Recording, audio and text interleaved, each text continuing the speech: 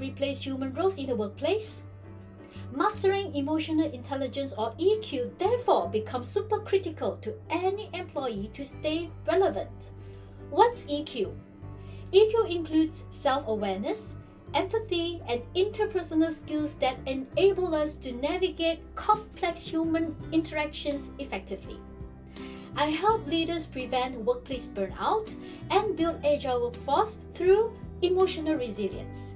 In support of National Training Week from 24th to 30th June 2024, I will be conducting a one-day training on EQ for managers to empower you with the right mindset and practical skills to cope with workplace stress and burnout.